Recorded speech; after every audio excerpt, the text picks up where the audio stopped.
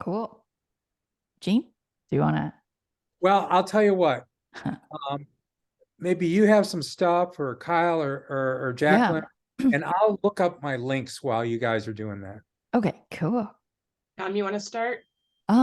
Jacqueline, do you want to start? Start. Yes. So this week for me was all about space. And there were a couple really interesting articles that came out. The first was, let me screen share here. I'll pull this up.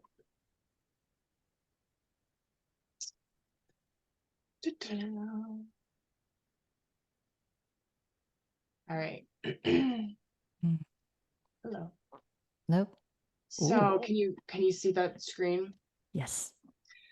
So the company Vection Technologies was contracted to build a VR metaverse platform for NASA's return to the moon, which sounds absolutely insane and amazing.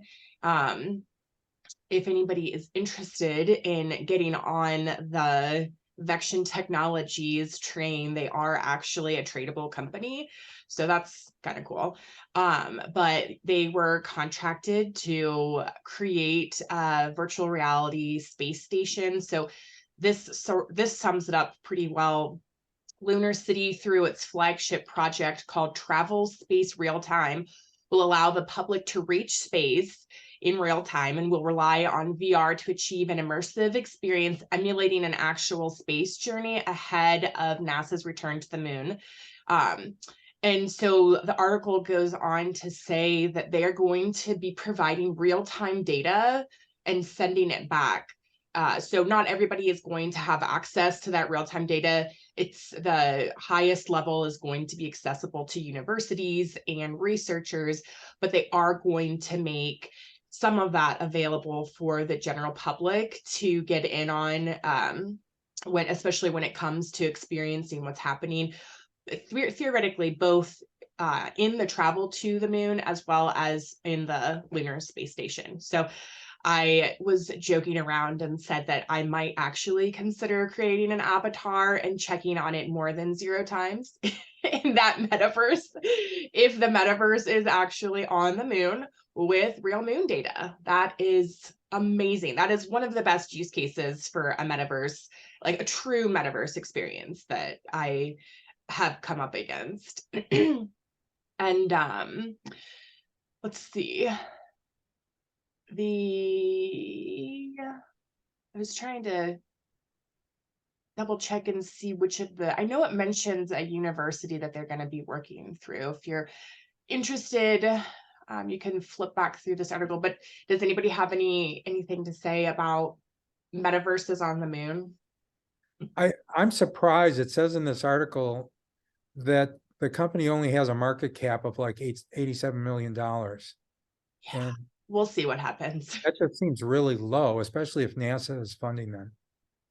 Although you can do a lot with not a lot of money. I was listening to a podcast actually on movie development and how we don't have any mid-range movies. We have indie films that I think you have to be under 10 million, and then big budget films which are many millions. But the mid-range of like 20 to 30 million was a sweet spot for a lot of actors, because you could do more than an indie development company, but you didn't you had to rely more on story and get really creative, and you weren't necessarily relying on, gigantic explosions. And so we'll see what happens. I mean, millions and millions is still millions and millions. And if the project goes well, maybe it would continue to be funded. I mean, especially since they're a publicly traded company, I could see they're being able to have a lot more funding if the project takes off.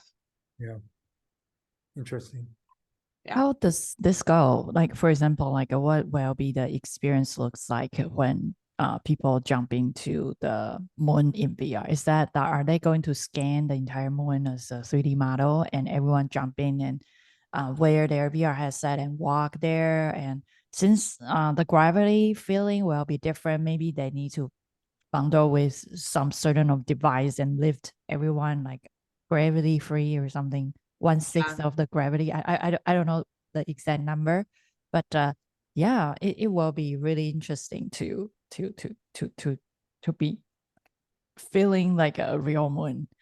Yeah. Yeah, I wonder if you need any sort of haptic device or sensory device in general to experience the weightlessness. One of the big things about VR is if you're on a roller coaster, you don't necessarily need any feedback device, but your brain still feels like it's on a roller coaster. Or I know there's one, there's a VR project of, the name is escaping me, VR Zoom maybe, where you are flying and you're using a bicycle and the bicycle is propelling your motion and it feels like you're flying.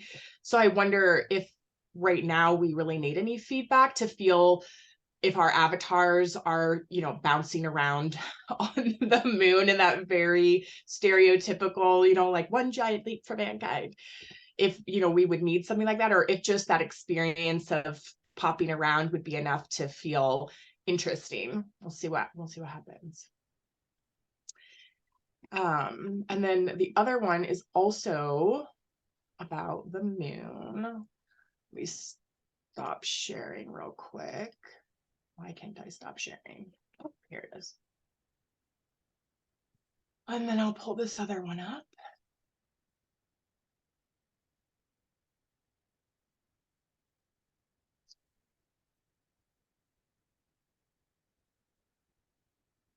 I think this is the one. Yeah. So this one is about sensory experiences again. And there is a research team that is working on an olfactory experience to be able to combat the loneliness and support mental health of astronauts in years-long space missions. And so Dr. Anita Diaz-Artiles, I apologize if I got that name wrong, but she is a researcher in the Department of Astronautical Engineering at Texas A&M, and her, as well as I believe it's one of her students, has been working on smell capsules that you can partner with a VR headset experience to be able to trigger positive memories, to be able to aid in therapy and emotional distress. And so let's see. I know that there's been a lot of work that's been done with VR headsets in senior care centers, smelling lavender or smelling citrus. Both of those are essential oils that have a lot of research behind them as calming the nervous system, and but also it's no secret that smells trigger a lot of emotions. And so one of the smells that they were working on was grass, because if you're out in space and you're in the cold, dense nothingness of black abyss, then I could totally see something like grass, or I think another one that they mentioned was the smell of coming up to an astronaut can walk to a river in virtual reality and hear the water and smell the wet grass on the bank. And I mean, absolutely, that is one of my favorite smells. Or, you know, it'll be interesting if they can create their own smells. So, you know, a particular fragrance that a loved one wears, or the smell of apple pie, or, you know, chocolate chip cookies, or something just like super warming and feel good, will be really interesting. And then they do mention that people potentially would be able to send virtual care packages, which I don't actually know how that would work, like how you would get the smells to space. I mean, I guess if they're there for the rest of their lives, which gives me like it gives me a heaviness in my chest and in my bones, thinking about the fact that we are there in the world. We're there, that people are going to start terraforming, you know, that you'd have these virtual care packages of smells, like smelling flowers, or, you know, again, something that reminds them of home. Seems absolutely amazing. Yeah, those are really good. So, for example, like if people wanna go, like it's kind of like a virtual reality training for astronauts and how it will feel or smell in Mars. Mhm. And recently, I've been watching a lot of like a Discovery Channel for the space and Mars. It seems like a long time ago it was more like Earth, but now it becomes a lot of like a place like a desert. In that show, is it says that Mars is like a death valley or somewhere in Earth Mhm. that where it's pretty like there's no life and everything is dirt. And my question is that uh like is this for training for everyone or it's targeting on astronaut? So I think that right now it's just targeting the astronauts who are specifically going to be doing, in the article, it says extended periods of time, but if I read between the lines, again, I'm like, I wouldn't, I would not be able to be the person that gets in a rocket ship and is like, goodbye, Earth. I'm going to just terraform a planet.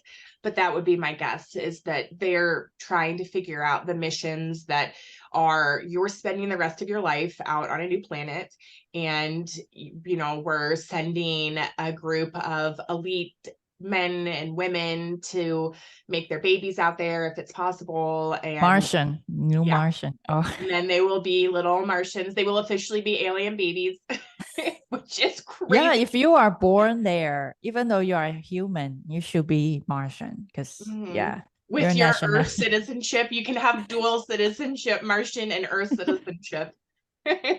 sounds very powerful. Yeah, and us, yeah. Like before, I listened to one podcast.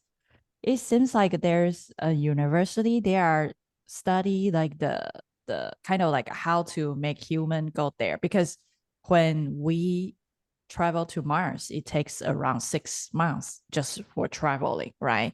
And it's kind of like a one-way trip because it seems like it takes some technologies for the spaceship to recharge in Mars and come back.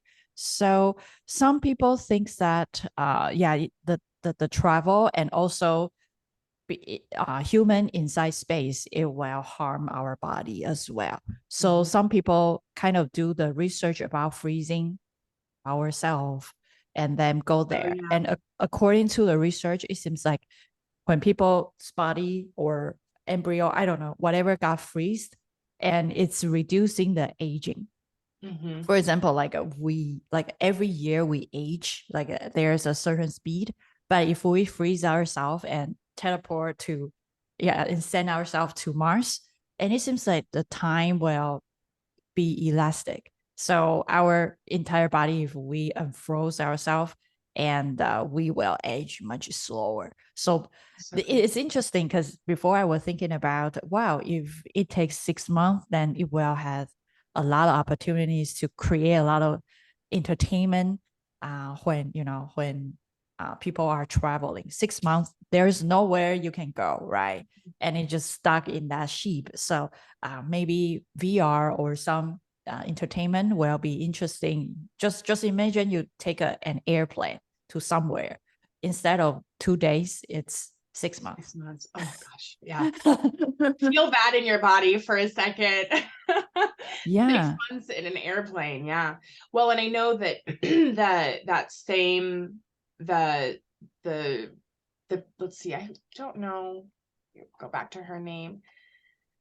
So I want to, yeah, Dr. Anna Diaz. I think she goes by Diaz. Dr. Diaz um, was coupling the smells along with the sensory, or along with the visuals, so that, I mean, you would have to do something. There's no way that you could stare in the inside of a cockpit for 6 months and then be useful to anyone. I mean, you would, that's to me, it feels like that is a trauma in and of itself, that you are then expecting these people who have gone through some incredibly traumatic experiences to then just hit the play button and be like, all right, let's be scientists and, you know, not mess all of these millions and millions of dollars worth of equipment up.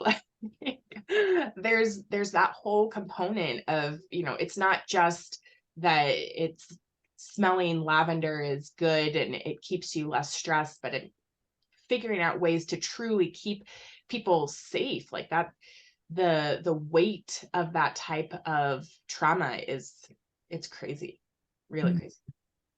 Well, I have something to contribute to this. I know this is going to sound like science fiction, but NASA has actually done experiments to verify this. There's this stuff that we've known about for quite a while, you know, over 100 years or so, called quantum foam, which, you know, you generally think that a vacuum in space has nothing in it, but that's far from the truth. Everywhere, including a vacuum in space, has this spontaneous generation of particles, particles and antiparticles. So these particles just suddenly wink into existence. And then you have a lot of this going on, and then gradually the particles and antiparticles collide from this process and annihilate each other. So it's matter and antimatter annihilating each other. So there's sort of a exchange between generation of these particles, and then they annihilate each other and generate energy. So it's sort of an equilibrium. And this goes on everywhere. It's going on in your thumbnail right now. It goes on everywhere. And the way it was first discovered was there was a physicist named Heinrich Casimir I believe it was in the Netherlands. He was given the task of figuring out why mayonnaise was more difficult to stir than was predicted by physics, the van der Waals forces in physics. So he figured this out, and he just basically discovered the quantum foam. And Yes. this is something that people have known about. They've known the effects of this for a long time, hundreds of years, where, for example, if you take two highly polished metal plates and put them close to each other or up against each other, they're much harder to pull apart than what is otherwise predicted by the rules of physics. And why does this happen? Well, it happens because as you pull the plates apart, you've got all these quantum foam particles bouncing against the outside of the plates. That tends to push them together. But then on the inside, you don't have a similar thing. You don't have the quantum foam particles pushing against the plates from the inside, the interface between the two plates, because the plates are made out of metal. And particles, which you might know from the study of physics, have both a particle character and a wave character. And so the metal plates neutralize the wave aspect of the particles. So you don't have the presence of the particles between the two plates. It's like if you are listening to an FM radio station, for example, and you drive through a tunnel. Those tunnels have steel metal rebar reinforcement bars inside of them, which cancel out the radio signal. In a similar way, these metal plates cancel out the wave nature of those particles and antiparticles. So you have the quantum foam pushing the plates together from the outside, but not pushing the plates apart from the space between them. And so therefore, you have this force that pushes the plates together, and they're very difficult to pull apart. Much more difficult than what's otherwise predicted by physics. And people have known that for hundreds of years. They just didn't understand why. And so anyways,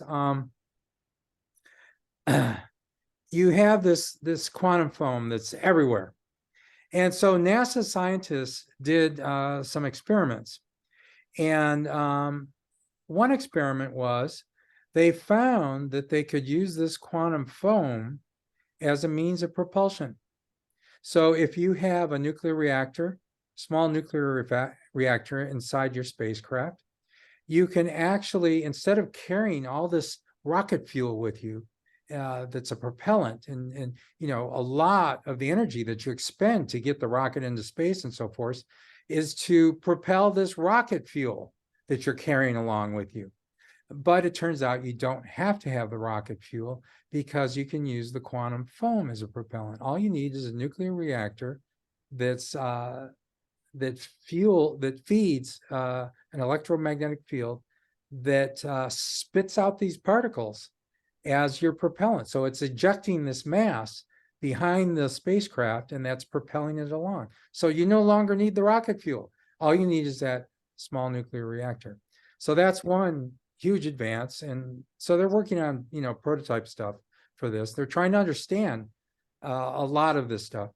Yeah, it also, I just am looking up an article. It says that they're also experimenting with communication and just like you're saying, communication and travel, that communication methods, it may allow for a high definition photographs and videos to be sent faster and more efficiently because of the however they're sending it. And I don't have any idea how that science works, but well, that they are experimenting with sending videos and photos via quantum computing in space, which I'll is put a link to that in the chat. That'll be interesting to see. So anyways, there's that. And so it's a propulsion system, and a more advanced propulsion system. And then there's another thing that they discovered. If you excite the quantum foam in front of your spacecraft at certain specific microwave frequencies, it actually causes a contraction of space-time, which they measured, which the NASA scientists measured. And so this is the stuff of science fiction. This is the stuff of, yeah, this is the stuff of how people theorize that UFOs work and all this stuff. But this is not UFOs. This is real life experiments that NASA has been doing.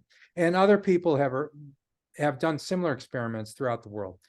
And so if you can contract space-time in front of your vehicle, that's a way of traveling faster through space. Mm-hmm. And if you can use the quantum foam as a propulsion system for your spacecraft, that's another way of having a faster spacecraft. So the NASA scientists estimate that if they can implement a spacecraft that uses these mechanisms, you could travel to Mars in about 3 weeks.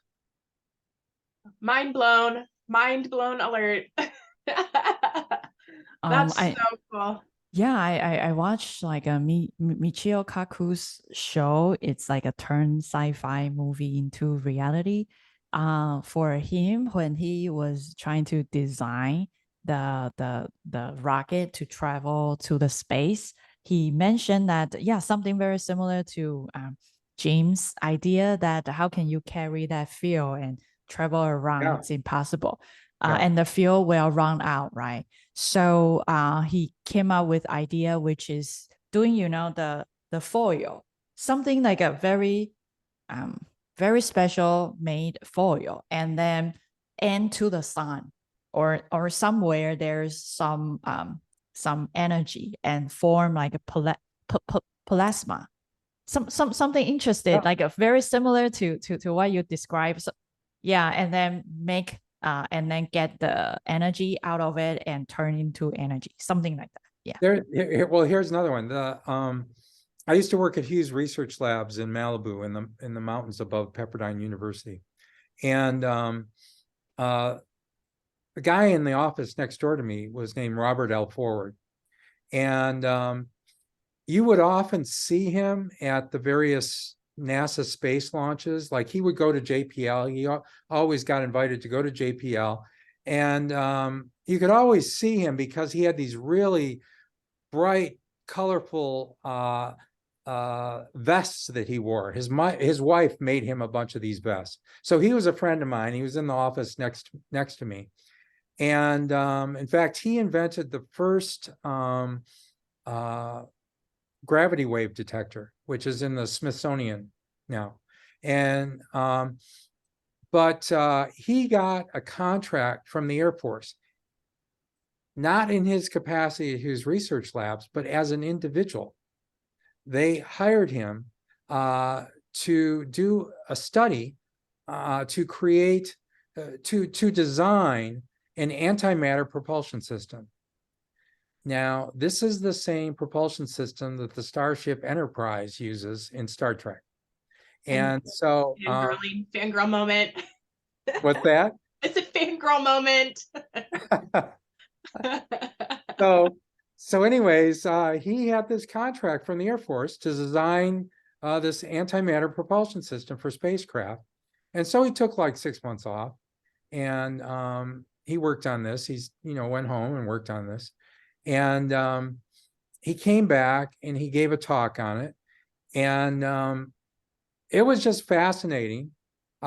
He designed this, and so you had to have, how do you store the antimatter? Well, it's very dicey stuff, because just a tiny amount of antimatter, if it happens to hit some matter, you just have like the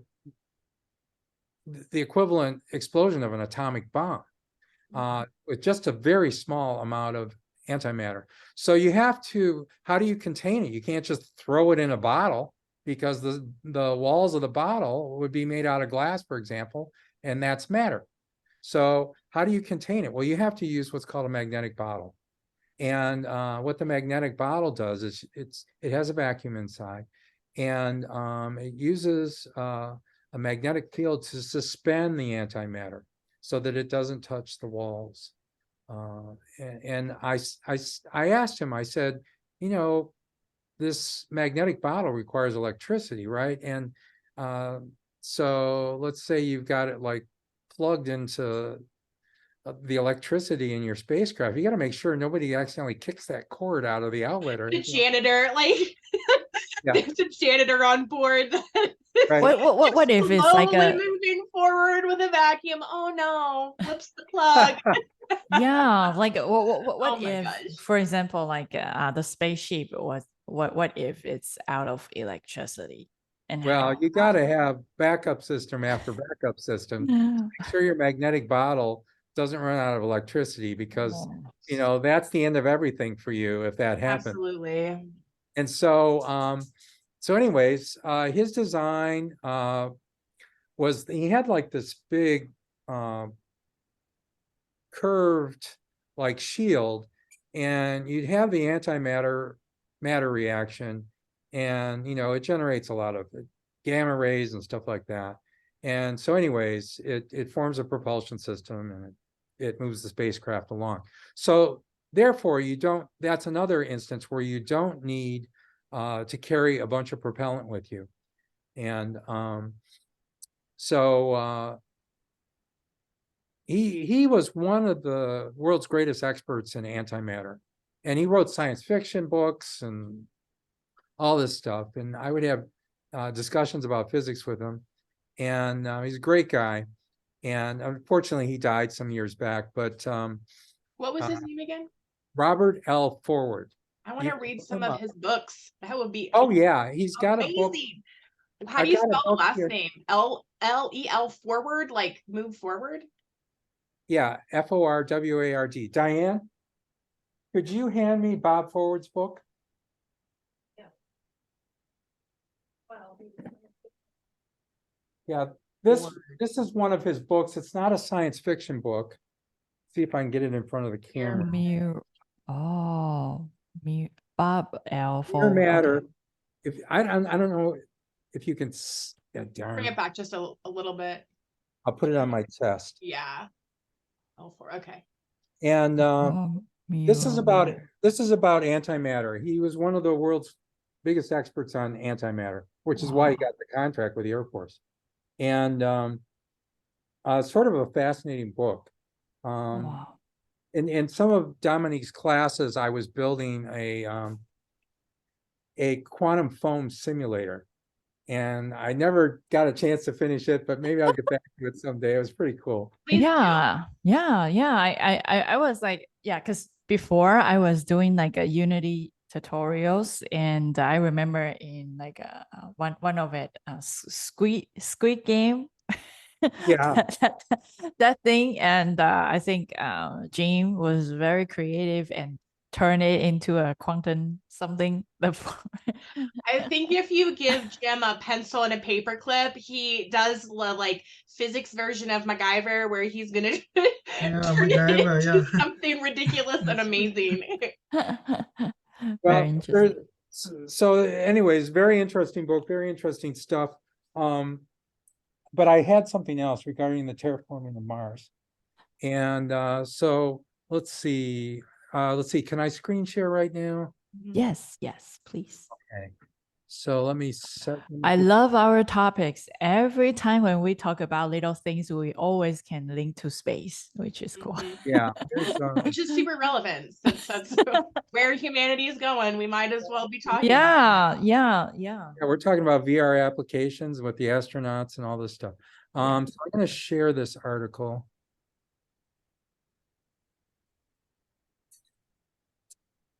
Okay. Can you see the article? Yes. So can we make Mars Earth-like through terraforming? Now, this is an article from the Planetary Society, which is a very prestigious group of planetary physicists in Pasadena. Probably, I would think a number of them are related or affiliated with JPL. So is terraforming Mars possible with the technology we have today? And basically, they are somewhat skeptical. Here's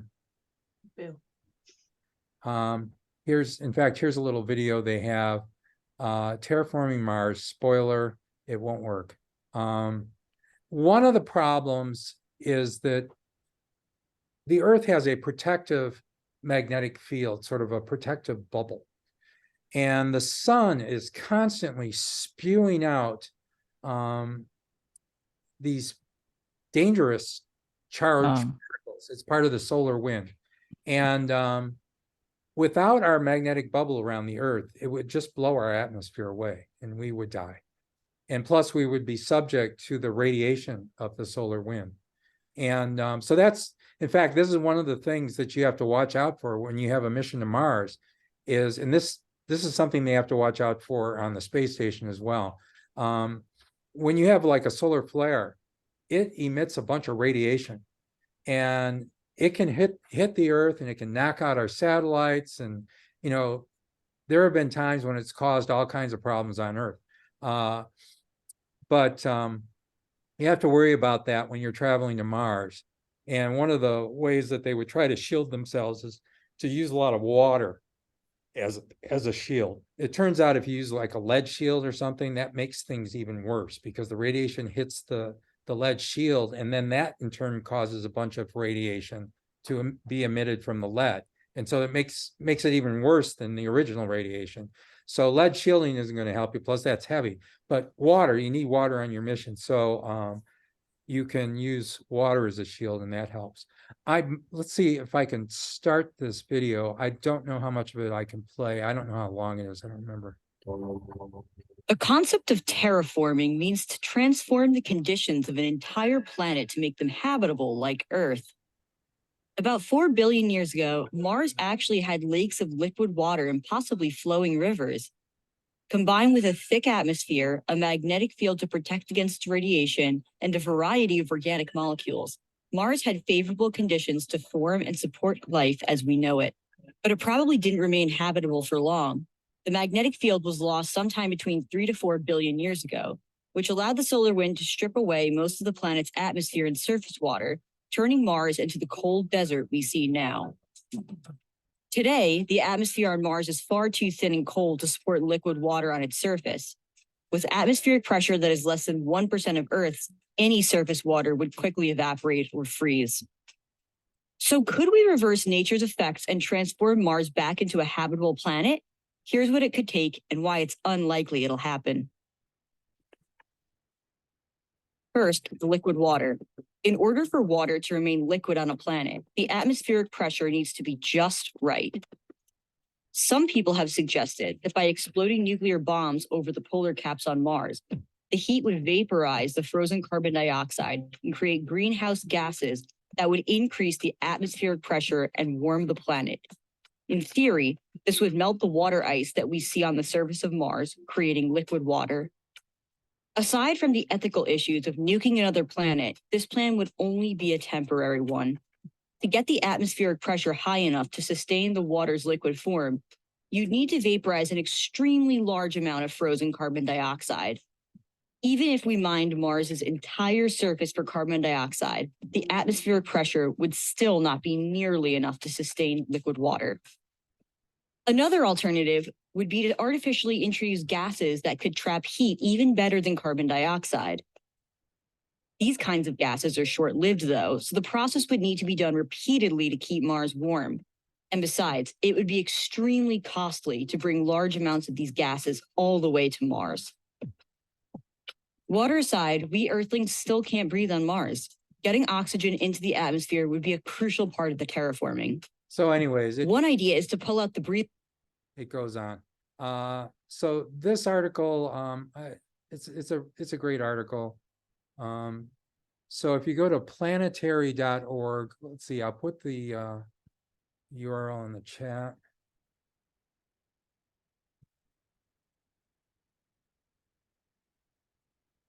Oh, okay. As soon as they said that one of the options was to send nuclear bombs to Mars, immediately in my mind, I saw Elon Musk dancing and That's being, Elon let's Musk. do it. That's his Let's idea. bomb Mars. Like, that's immediately what I saw. And I Yeah, bet that's his the first idea. thing to try. Yeah, it's something he has suggested. He says, Mhm. well, the radiation, it'll be in space anyways. Fine. It won't be a I want to problem. bomb some things. Let's do it. Let's see what happens. So anyways, it's very interesting, Mhm. but there are certainly one heck of a lot of challenges to doing something like that. So anyway, there's Jim, I do have a question, and this I have been trying to think of the movie, and I don't know why I can't, but I just what was it? It the was potato one. what is it? The one that Matt Damon was trying to Martian. grow a lot of No, potatoes. this one was about somebody who went up in space and they were trying to go through they were trying to get back to Earth, and they were trying to this astronaut pilot was trying to get the flight trajectory just right, and each time that he would go through and fail, like 30 years would pass on this other planet. I cannot for the life of me remember. This is the one where they were yeah, there were a lot of relativistic stuff in I think Stargate, maybe. what's that? Was it Stargate? But it's something Stargate similar. SG-1. But Stargate and go ahead, Kyle. no, I'm assuming it's Stargate. And that's what Stargate. Was it with McConaughey? Is that With Oh, Matt Interstellar. I think Interstellar. Interstellar? Is Yeah, that what yeah. you're thinking of? No, it's not Interstellar. I'll look it up this week and I will come back to you. But the imagery that is popping up is that they had created these big shields on the planet that they were on, and they had created a false ecosystem so that you would be able to, live, because they had this protective dome. And so is something like that possible on Mars, or are the whatever is happening, the magnetic fire blasts that come across Mars and all of the other radiation situations you were just talking about, would that strip away and just like plow through any false ecosystems that you could make? In fact, they talk about that later on in the video. Okay, I'll have And to they watch said it's just not technically feasible at this point to make a magnetic field that's strong enough to protect it. Yeah, it seems like on Mars, like the core of it is getting weaker and weaker, so it couldn't hold Cooled off. hold the the air protection. The reason why we have this protective magnetic field surrounding the Earth is that we have a molten metal core. in the center of the Earth, and it's rotating. And whenever you have like ions rotating, a charge is rotating, you generate a magnetic field. And so that's what makes the magnetic field on Earth. And Mars is a significantly smaller planet than the Earth is, and it cooled off a long time ago. And so whereas our core is still hot, Mars's core cooled off a long time ago. So it's not generating that magnetic field. There's another complication with Mars, and they may mention it in this video, in this article, and that is every 100,000 years or so, the poles, like the North and South Pole of Mars, turn sideways, and like basically sort of like go east and west. And so that is just a huge climatic disruption, and it causes ice to form in new places on the planet and so forth. Now, why doesn't that happen with Earth?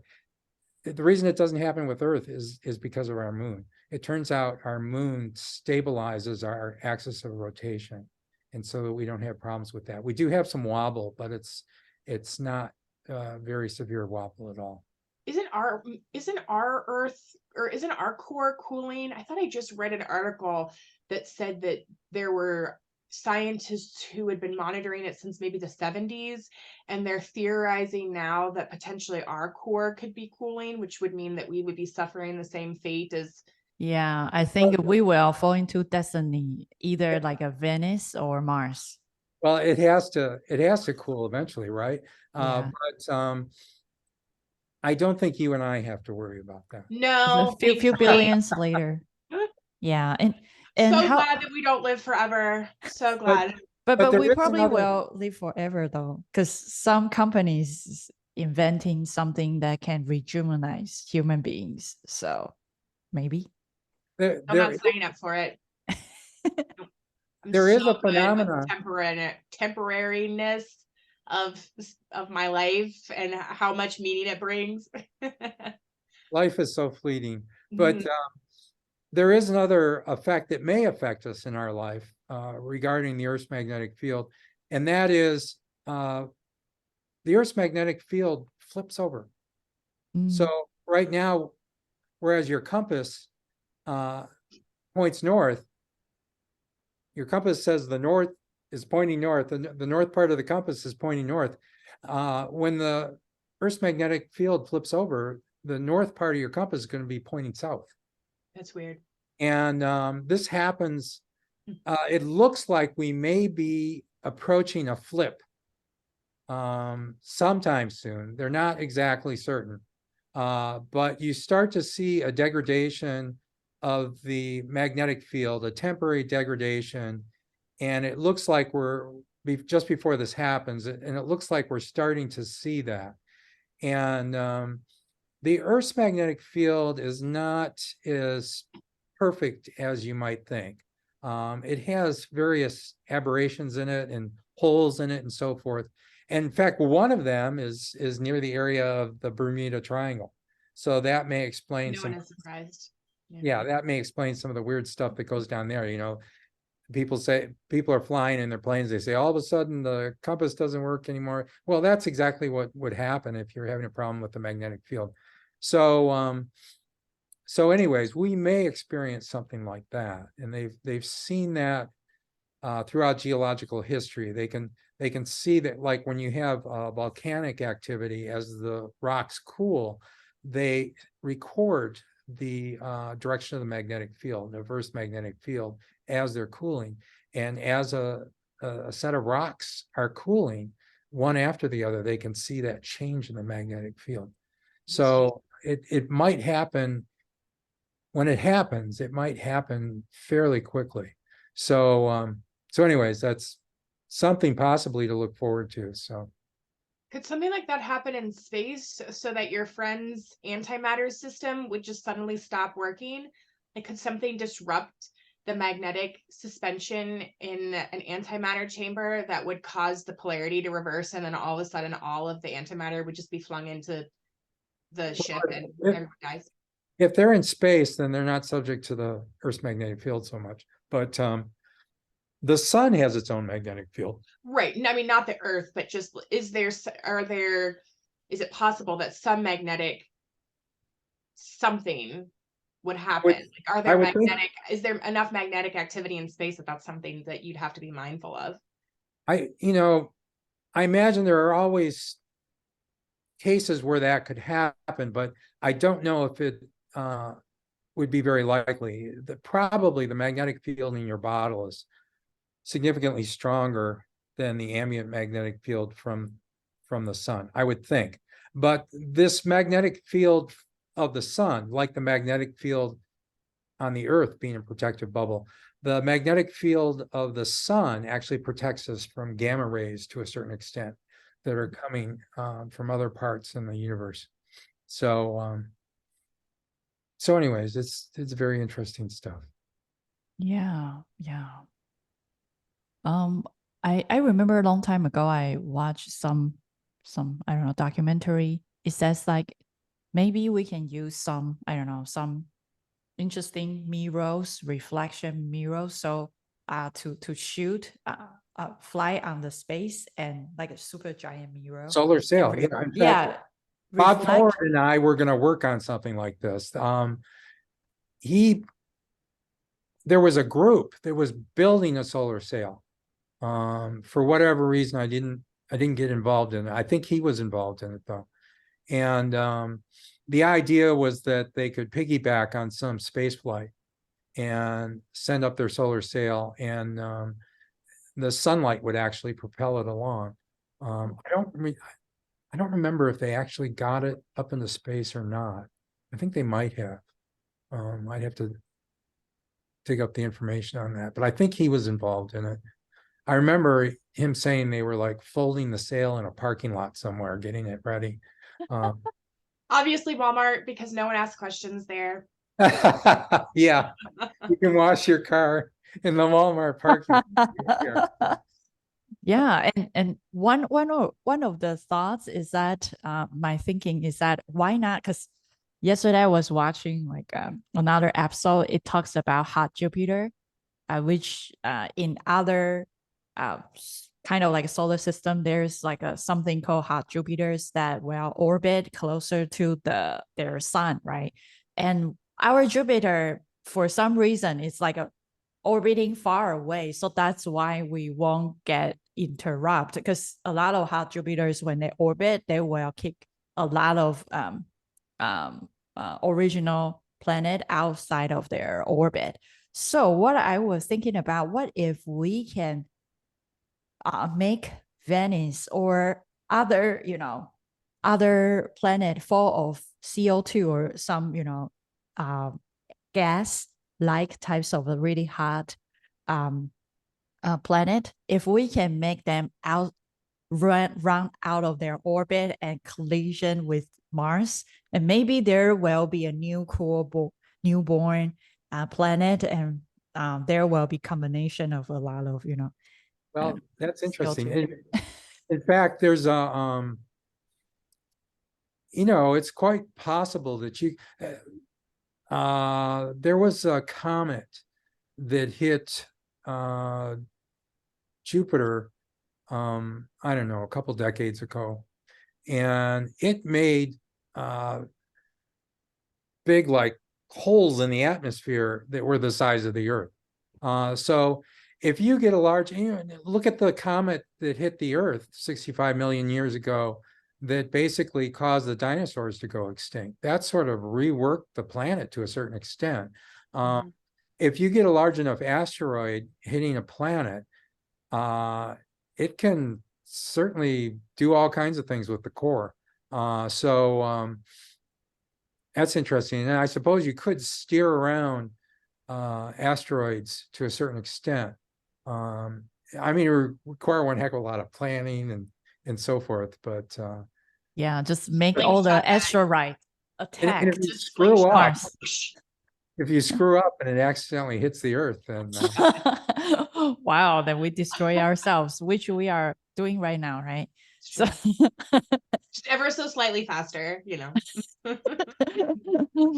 so I think it's really interesting. And asteroids, actually, a lot of people study asteroids and find out a lot of organic types of little things that probably was the origin of lives. So maybe if we can end a lot of asteroids and let them go out of their orbit, or like bump into Mars, and just something very similar to Elon Musk's thoughts, like, oh, atomic bombs, nuclear bombs to Mars, but we put all the asteroids bump to Mars and see how it goes. And There try have to been not like completely annihilate the planet. Attack it. What is one lick too many?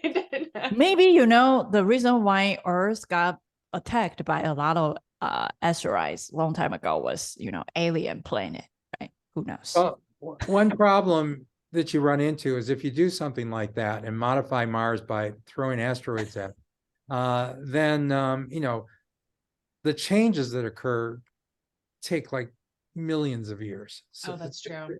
To get Yeah. back to normal and so forth. So it's not going to have it would not be useful in our time scale to do that. Yeah. Because our Earth would probably be destroyed with our own issues by yeah, we're probably all the wars, right? Yeah. yeah. By the way, I wanted to mention something before I forget. Let's see. I don't know if this will work. Are you seeing Oh wow. Yeah, 400 less, right? yeah, MetaQuest Pro is I should buy it $400 a off. little later. I noticed that about a week ago. I sent Dominique an email about it, but it's interesting. Now look, it says #1 seller. Yeah. Because it who's their was the competition? cheapest. HoloLens and HTC Vive, they have like Elite one, and which was much cheaper. So that's why after HTC Vive launch, Meta Quest Pro reduced the price because it's kind of price matching. And the difference is that I think HTC Vive, you can detach the battery and the glass, so which make the entire device lighter. And Meta Quest Pro, it kind of features that, it will have a camera detecting your facial expression, so your avatar inside Horizon can talk. Because sometimes when you talk, your avatar's mouth is closed, but the avatar will kind of follow your muscles, and it's kind of syncing with your avatar. So that's kind of the feature that Meta Quest Pro proud of. So yeah, depends. So it's interesting. Yeah, right. So I don't know. And then Apple is going to launch the device, right? And I personally think that Apple will have content for it, because that's one of the things that I just keep hearing over and over and over and over and over again, is that all of these devices continue to be launched. And one of the reasons why the VR ecosystem seems to just be bottoming out is because there's not really a ton of great content that's coming out to support spending $3,000. Well, whether it's going to be worth $3,000, I don't know, but Apple has been hiring people to generate content for them, specifically stereoscopic 3D content. So they're working on it. I don't know if it's enough to keep it moving forward. I don't know if you guys are seeing this, but I am seeing it all over the place, that people are like, is VR dead? Is VR dead? Like, I love VR, but I don't think it's dead. It's not dead, but I it's mean, evolving. it really needs to figure out about how to excite people, because I think we've all seen and we all have been excited about the headsets, but if you don't have use cases, then it ends up being a super cool paperweight. I just read this tweet from Blair Renaud that says, I love VR, I really do, but top selling game is 5 years old. #1 platform is mobile, owned by corpo dorks. They just closed the top esports title. Canes just canceled its XR category. most visionaries are gone. PSVR 2 market is unknown, and Quest 3 equals Beat Saber. Help me. I'm like, I mean, you're not wrong. Yeah, right. I think the price of these headsets is going to be a huge factor. I mean, I- but your phone, right? You're like I bought yeah, the new phone, and it's kind of even more expensive or equivalent to Meta Quest Pro. It's more than 1,000, right? So Yeah. I don't know about the pricing, but I do agree about the content. The content or like the usage, the application is not like practical enough for me to use those. For example, like this one, right? I just got notification that my laundry is done and I need to go and grab it. But you see, like that headset, you won't kind of do anything practical, really practical, except for example, like working, socialing. But those I can use Zoom, and it's easier right now because, for example, why not we host everything in metaverse? Why? Because I need another camera device that can record the entire process, and it requires another person to do it. So that's why yeah, we do Zoom. Yeah, I think the usage or application is not there yet, so that's why. But I think what they should, I'm sorry, Jacqueline, were you going to say something? No, I was agreeing and just basically saying that for all of the research that's being done, I think all of that energy needs to be directed towards customer use, because I think a majority of the stuff is business research right now, which is understandable because Yeah, they're we actually don't have the focusing money. on VR for But education. if you really want the industry to grow, then you're going to have to focus on the consumer markets. And that means, finding a good balance between something that is mobile, because, those are what's already in people's hands, and taking the leap, putting the money in, and, getting bigger games out that are not Beat Saber 3 and whatever the zombie game is that came on my Sorry quest about that that. I cannot play because it freaks me out and I just cannot do it. yeah, I think it's interesting, and also software, it resided on hardware, right? Right now, hardware, there's no best practice of the hardware that proven that everyone loves. So software, it seems like people are trying to create something according to our current technology, not really go too far. For example, right now, all the metaverse was built on web, right? Because the majority of people has the laptop or phone. So people are slowly migrate, but kind of very similar to Apple's approach. They do a little bit, but they need to monetize in order to go for it. I think right now only Meta is like go super far without even have a group of people or sustainable income and just do it. Yeah, so right now everyone is doing really safe, and even you see like big corporation, they do the metaverse but in 2D platform, and without headset you can access it. And I think only Meta probably do everything inside headset first. So it's very interesting to see the entire economy. And right now it's recession, so people will do more conservative ways. So for the headset, it's probably only the super giant companies, they have budget to create those. And slowly the small company will create something more like 2D that can generate a little income so they can move forward and later on merge into the headset device. Yeah. I think one of the interesting things, I was reading the other day that the Quest Pro only has about 5% of the sales of the Quest 2. And so from a developer standpoint, people don't want to develop for it specifically. They're happy to develop something that runs on the Quest 2. They can also run on the Pro, but it's sort of a small market to develop just for the Pro itself.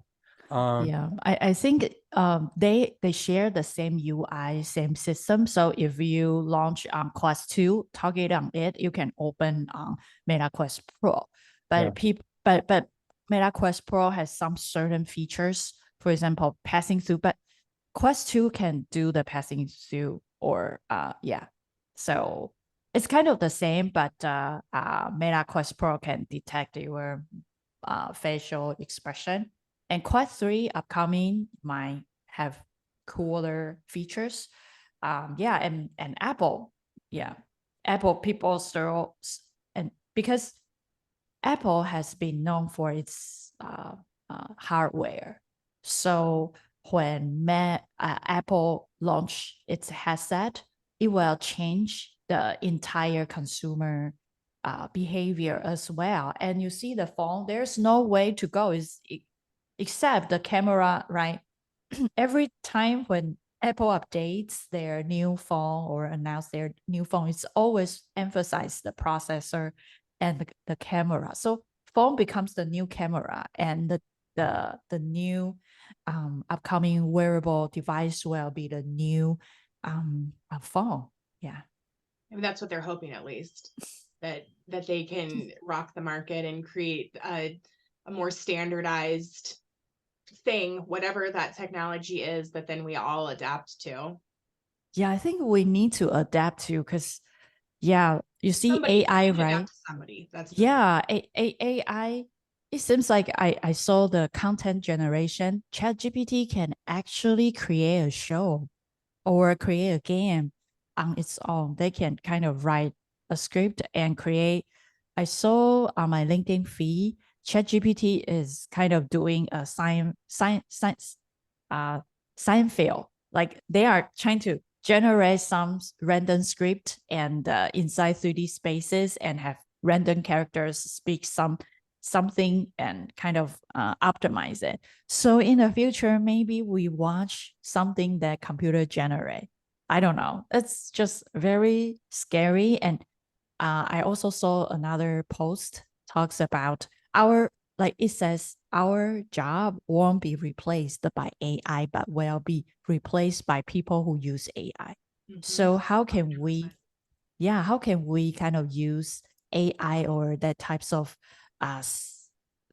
device and kind of learn how to room AI and do some useful kind of like a application or something that can benefit ourselves. And a lot of jobs that in the past that is really prestigious, like software development or doctor, lawyer, they will be replaced by a lot of AI. So how can we rewind or prepare ourselves and to another era? Like long time ago, we entered to the industry, right? Like industrial revolution, and now we need to enter to another new evolution, which is AI. So it's kind of interesting. Yeah, I was actually just on I was watching a conference about upskilling in the in any industry. It doesn't matter. So the people who were on this panel, one was from JP Morgan Chase, and the other, I don't remember where the other ones, they were big tech companies. But they were talking about how they are approaching the AI and how each of these people were figuring out how to move their company forward. And the biggest takeaway that I love, and I have been talking about a lot recently, is that one of the gentlemen said that AI, with the advent of AI, you don't necessarily have to worry that AI is going to replace your job, because it at best right now it can augment. And why would we allow ourselves to be replaced when the augmenting of our jobs is going to drive efficiency, and it's going to drive progress forward? But he said the thing that each of us needs to take on as our personal responsibility is to learn how to interact with AI, just like Dom was saying. And you learn how to interact with it personally, and you learn how to interact with it professionally. So, as an art director or someone in marketing, or a designer, or like on the art end, versus somebody who's a DevOps engineer, or whatever the industry is, those people are really afraid right now because they're like, how am I going to ride out this wave? Well, you ride it out by learning how to ask the questions. You learn how to act to appropriately prompt the AI to get exactly what you need. And so interact with it daily. His advice was that he's telling himself as well as everybody in the company, ask it the groceries needed to make a chicken parmesan. Ask it to plan a travel guide for you to go to the Bahamas, and ask it, let's brainstorm what are imagery trends. I just asked it that, like, what are glyphs and imagery that's trending. And ChatGPT gave me a pretty comprehensive list. Like if someone would have asked me, I would have said, those as well.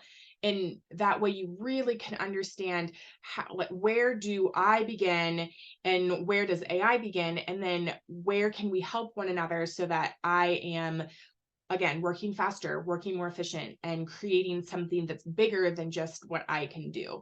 And that way, and if each of us does that, then we'd have less to worry about that, AI is going to suddenly have this weird Terminator sci-fi situation that it revolts and rises up against us, because each of us are contributing and say, no, I don't want that. I actually want you to help me with this and this and this and this. Just like Google became so powerful because it's the combination of billions of people asking it questions and providing it information, that if each of us, the waitresses and the janitors and the designers and the doctors and the lawyers and all of the people, if we all work together and learn these new skills, then we will come out ahead with something that makes a lot more sense for where we are right now, as opposed to just saying, well, I don't need to worry about that. That's not my job, because I don't directly work in something that requires AI, and then that's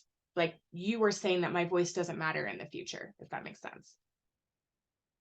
I think there's a shoe that is yet to drop when it comes to things like ChatGPT, and that is the issue of fair use in copyright law.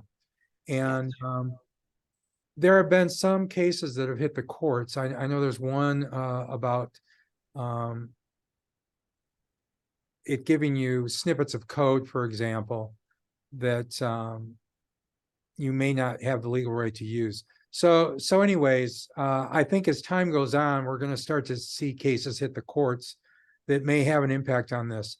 It's sort of like when Napster first came out, everybody's reading all this free music, and, they basically shut that down, except now go to YouTube, and I don't know of any music that isn't available for free on YouTube.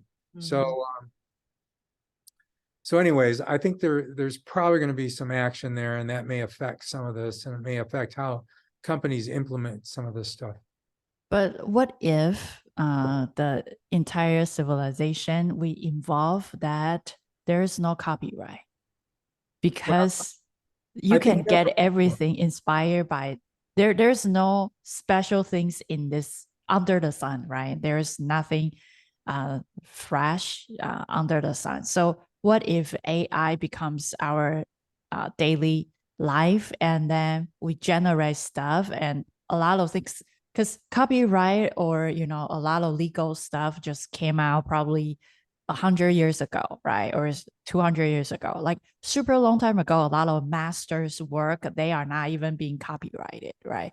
Like Da Vinci or Michelangelo's, right? So I don't know, like copyright this thoughts is that, I study hard and I came up with this unique idea and I protect it and I use this to monetize it. But what if in the future you use AI to generate something, and is this IP belongs to ChatGPT or belongs to you? I think if you look, for example, at Instagram, there have been a number of cases about people who have taken Instagram content and then started selling it that wasn't theirs, content that someone else generated on Instagram that wasn't theirs. And so, that's a problem from a legal standpoint, and they're not allowed to do that. But although if you sign up for Instagram, Facebook basically has all the rights to everything you generate, and they have those rights forever, in perpetuity, forever. So, and they can do what they want with it.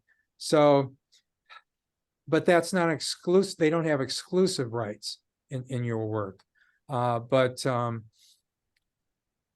a problem though. If you have no copyrights, if you have no patents, then people cannot make money from generating these things. If there's no patents, then you cannot make money from generating new technologies, because some big company will just knock you off.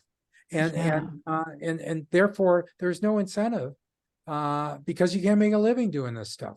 So you have to have intellectual property protections. But I think if you look at what's happened with music, like on YouTube, nowadays, musical artists, these big bands and so forth, make money from doing tours. They don't make money from Yeah, Yeah, right, from commercials and selling.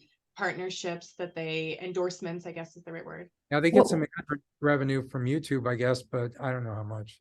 What if in the future people use AI to generate arts? And then, for example, I use ChatGPT to generate arts, and I like my art sells a lot. Is this right belongs to me, patent belongs to me, or ChatGPT? Because you see big companies is using ChatGPT to assist their engineers to do things like including all the big techs, right? So now we can say that, oh, I create this. But in the future, if AI assists you, is the credit belongs to AI or you? I think what you're probably going to see is you're going to see markets where there are AI solutions available to do the things that you need to do, but you're going to have to pay for that. I don't think it's going to be a thing that's just advertising funded. So I don't know. There was I think Jacqueline had brought up some articles about Do Not Pay. Is that the name of the service, the legal Oh service? yeah, he was gagged. They had to cancel that because he had enough threats saying that he would go to jail if he continued on with that case, that he made a big announcement. It was, I think, at the end of January, because it was supposed to happen mid-February, and he's saying that he cannot move forward, and so he will continue to do the work that he had been working, helping people pay their or get out of tickets that they shouldn't, like tickets that they shouldn't have gotten, and getting out of subscriptions that they didn't want to pay for. But that, yeah, he was completely shut down. Well, there's liability issues. For example, for many, many years, for decades, there have been AI-based systems for medical diagnoses and so forth, but they weren't implemented because of liability issues. So in other words, you create this AI system that's going to diagnose people's diseases, and if you screw up, if your system screws up, then you could be sued.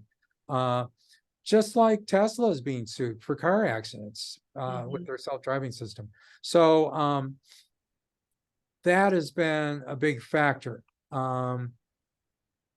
Although, I think there are going to be ways to test these things so that you can validate them, and that will make them more ubiquitous. So there's a lot of processes that are going to go on to make these things so that you can use them, and so that they aren't going to generate a lot of legal problems and so forth. But as with all disruptive policy technologies, we're seeing how this all plays out right now. I mean, Elvis Presley, when he first hit the scene, he was very disruptive. And so he created sort of a legal uproar about his hip swivel and stuff like that. Yeah. Movements and his swagger. Yeah. Yes, he was. So whenever you have these disruptive things happening, society sort of goes through an adjustment period where it becomes sort of a stable mechanism. Yeah, talks about legal. I can share one news real quick. I know like we keep chaining into a lot of interesting areas. This one is on bbc.com, and the title is called Metaverse App Allows Kids into Virtual straight clubs. It's like you are going to the red zone or, red light zones in Amsterdam or interesting places. So this article talks about someone, a researcher, posing as a 13-year-old girl, and she went to somewhere, but the avatar is a little girl inside here, and she saw a lot of rapping here in VR chat.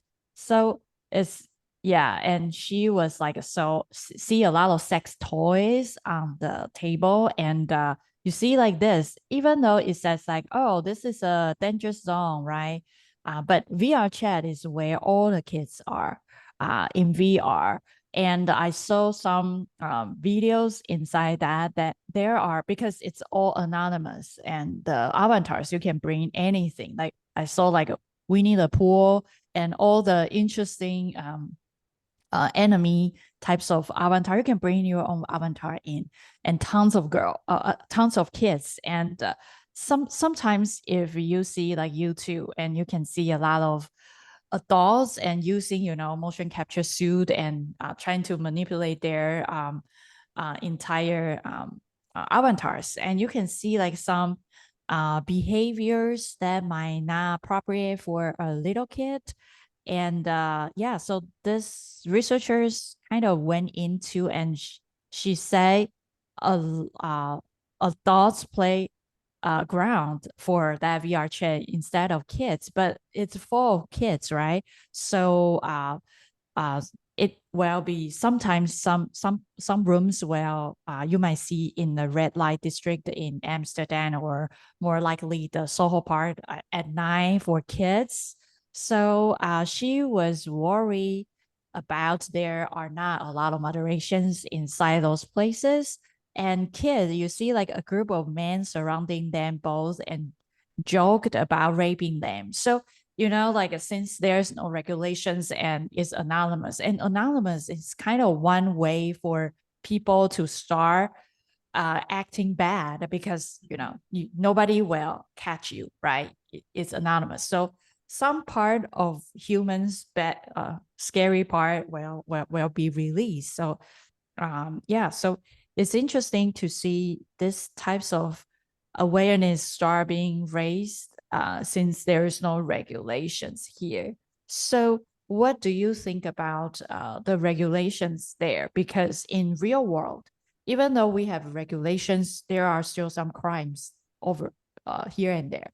But we for VR, we will just bring all the problems that we have in current reality and bring into VR.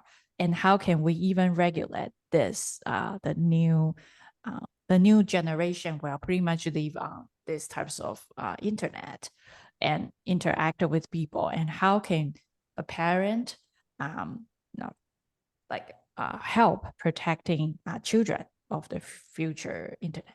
Any thoughts?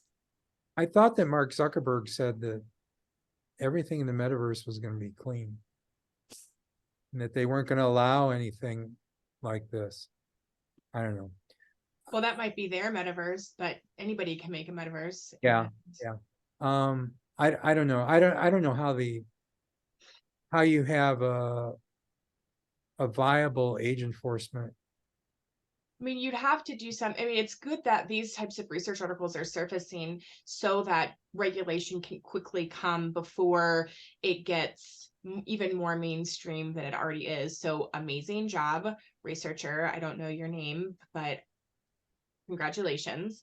It seems like it will. I don't know if we're at the technology right now, but I know that um and anonymity is important, but if you have eye scans to be able to get into this place, to get into certain places, then your eyes are tied to a particular account. So as a mom, I would absolutely have my child's eye scan put in there so that it would be, if when the device is on the person's head, if it's seeing her eyes as, I mean, she's 2, so she's obviously not going to be trying to get into something, but for like a 15-year-old boy or something, it's just like, you are not authorized to be in this space, and end of story. You know, I mean, something like biometric scanning would have to be in place, because, you know, as soon as you brought this article up, I'm immediately thinking of the fact that we actually don't really have any regulations on porn sites. I mean, or on alcohol sites. All you do is you say, yes, I promise you I'm 18, but I mean, like, that is not stopping anybody You need from to show your putting it- ID, like going to right. grocery, right? Yeah, I mean, there has to be something that you would, and well, I mean, if you had an ID, I guess the biometric scanning, you'd have all of that data to begin with. But if if you had an actual ID that you scanned, then potentially somebody could steal the ID and steal your identity. Whereas I think that maybe is less likely with an eye scan. But yeah, I mean, there will have to be some sort of a actual stop gate in some of these areas, because if you're looking like the argument for VR is that it creates these immersive experiences as if we were there. And you embody those experiences drastically differently than you're embodying the experience on a canvas or the 2D platform, as people are calling it. And so if you are embodying the witnessing somebody raping someone, versus if you're seeing this as a video on whatever, insert random porn website here, you are going to feel that, and it is going to create a lasting impression that technology needs to speed up quickly to be able to create some safety gates. I can't Yeah. even get the fingerprint reader on my Mac to work, so. I know. Yeah. So yeah, I think it requires a lot of like technologies to make sure that maybe there's like a parental control, right? Mhm. Somewhere that kids, if there's like some, when setting up the device for kids, there's a parental control sync up to your phone or your device, and make sure that a lot of inappropriate content can be blocked, and for kids to have a better environment for them to grow, and until they grow up they do whatever they like. But when they were young, it's kind of like trying to give them a better place to learn, to interact. So yeah, so it's very interesting that we discuss a lot of topics related to Mars, related to space, and to the regulations, and to the kind of like more like laws regulation part of it. Kyle, do you have anything to share? Yeah, no. I mentioned in the chat that VR it just needs some time to grow. Like for example, the education space, they're testing these VR headsets. I've seen it on children with autism and ADHD. So what's happening? It actually is reversing the brain's neural structure. They are able to concentrate more, but they're using like simple VR games. It's focused more on the frontal lobe and like the outer parts of the brain, but it's a work in progress. Yeah, it's gonna come soon. Yeah. I read the other day that taking up a musical instrument increases your IQ by about 10%. And so I just wonder whether this VR stuff would increase your IQ as well. Yeah, it would, Jim. It would. I mean, with autistic children, I think give if them the yeah, if we can put, I don't know, I think Elon Musk always like 3 steps ahead of the civilization. If we can insert some, I don't know, chips inside our brain, because I actually listened to Singularity recently, and it talks about right now we are resisting the chips insert our brain and merge with AI, become cyber person. But look at right now, we are doing a lot of plastic surgery, right? We put something that artificial inside our body and make us pretty, right? And think about this: if we use this concept and insert chips inside our brain and make our smarter, that makes sense. I think the thing you have to worry about is turning your brain into mush. When you insert probes and stuff, there's a lot of potential for damage there. I was involved in sort of a design of a system to monitor neurons in the brain. And so it used a new kind of antenna and so forth to do that. And perhaps that is the way to do the interface, is to use brainwave signals. There was some research that went on decades ago. I don't know how much it's still going on. I know it was used for training drone pilots by the US military. But there are people who are savants who can, like, you can take some savants and like fly them in a helicopter over London, and then they can afterwards draw an entire detailed sketch of London from memory.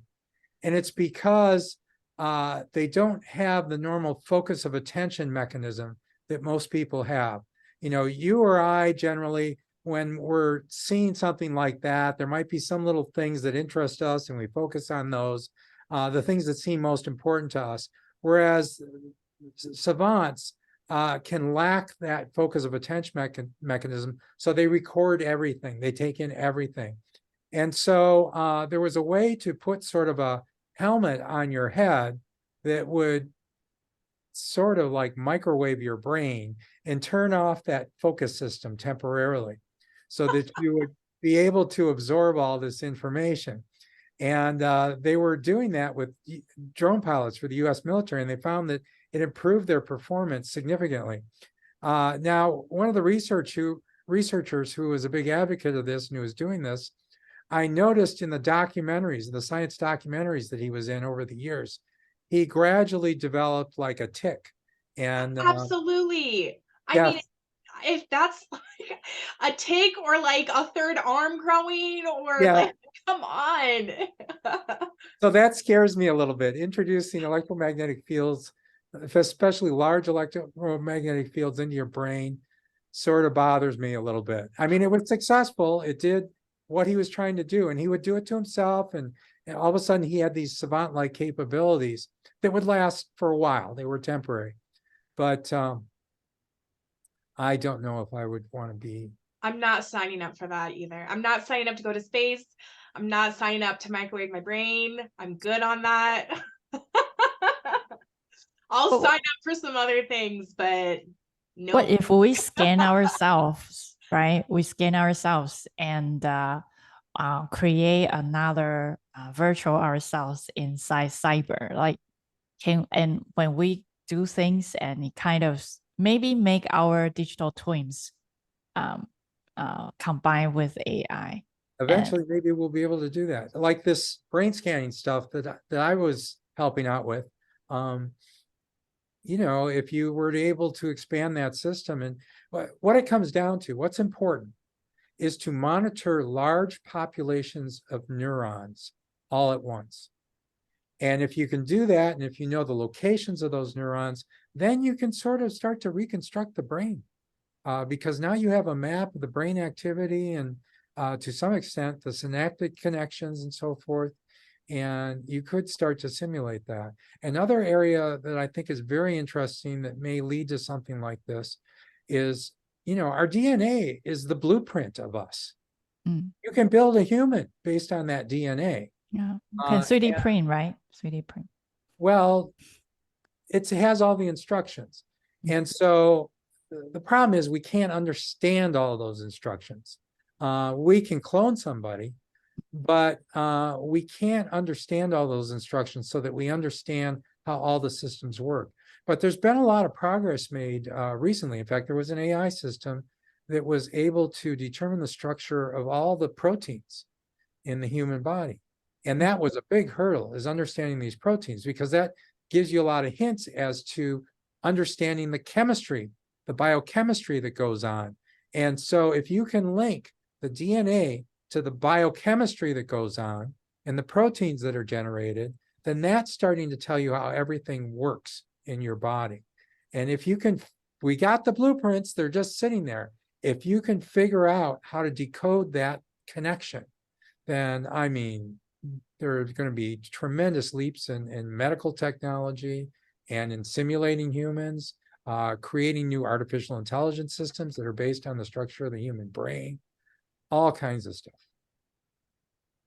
In the future, it's coming. As long as we don't destroy ourselves with climate change or something first. Or if we Yeah. don't accidentally hurl an asteroid into our Earth. Yes, yes. That's right. Yeah. I saw the Twitter that shows that passing through playing piano. My question is that you see when we play piano, we use our soul. Sometimes some really good composers they close their eyes and come up with beautiful music.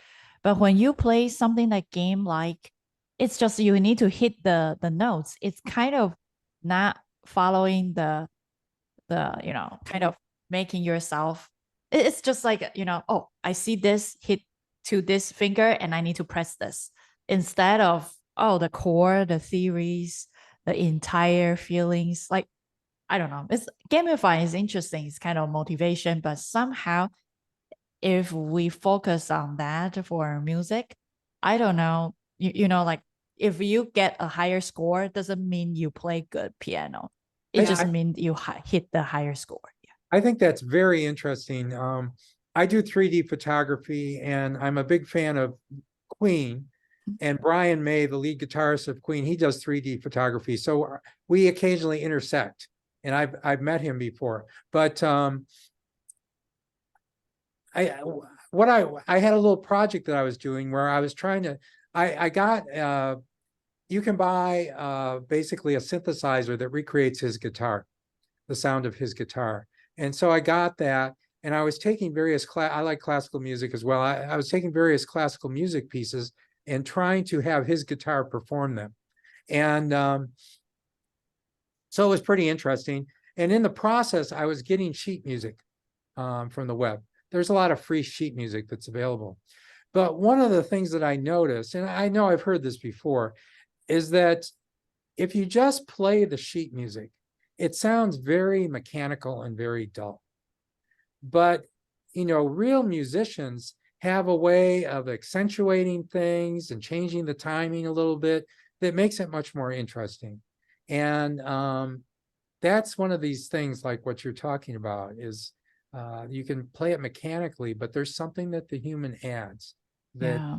much more Yeah, interesting. well, you're it's like a difference between reading something out of a book versus reciting what you remember. Because if you're reading something, or if you're processing through data, but you're not internalizing it, then Yeah. you don't have the same, it doesn't hit you, or you don't embody that information the same as when you are then asked, okay, you just learned something, then what? And then you are bringing yourself into that, and your brain is working differently. So I know that there were studies done, and of course, like the Guitar Hero, it's not a real guitar, but there were some studies done about, do people play guitar better after playing Guitar Hero? The answer is no, because it's not a real guitar, but it helps you get into the idea of maybe you'd want to pick it up. And so I could see something like this.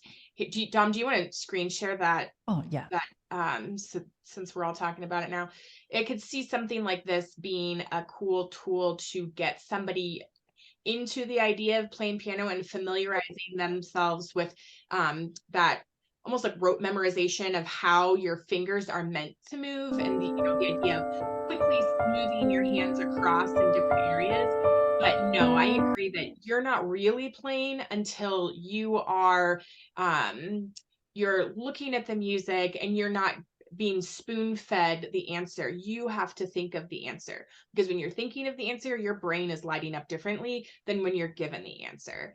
Yeah. That's, by the way, that's Moonlight Sonata. That's the first thing I learned how to play on the piano. It's one of my favorite things to play on the piano. I love that song. Yeah, and I would say this person definitely know how to play piano, and so it's like a Dance Revolutions, but put on the fingers.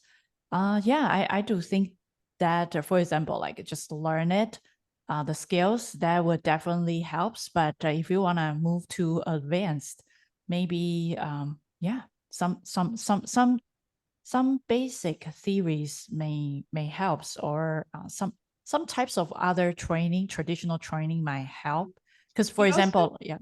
I was just saying, you'd also need to figure out how to link the sheet music. It'd be hard for yourself to be able to bounce back and forth between the sheet music and the fingers, but to really learn music is to learn a new language, and the notes on the paper are the language. And so for you to express yourself eloquently, then you'd really need to know how those notes are corresponding to the notes on the actual sheet music, so that you'd be able to then continue and teach yourself. Yeah, because for example, like when I play piano, it's like the same sheet and I hit all the notes right, but the feeling will be different from the master play, right? Because they know how to do softer. Because one time when I play piano and my friend, he's a master, he told me that Dom, softer, softer. And I was like, hey, I hit everything right. And sometimes you need to use saw inside each right note hitting instead of just hitting right. So there's another level of soul level that probably those gamification might not be able to achieve. Yeah. Cool. Any other thoughts or news want to share?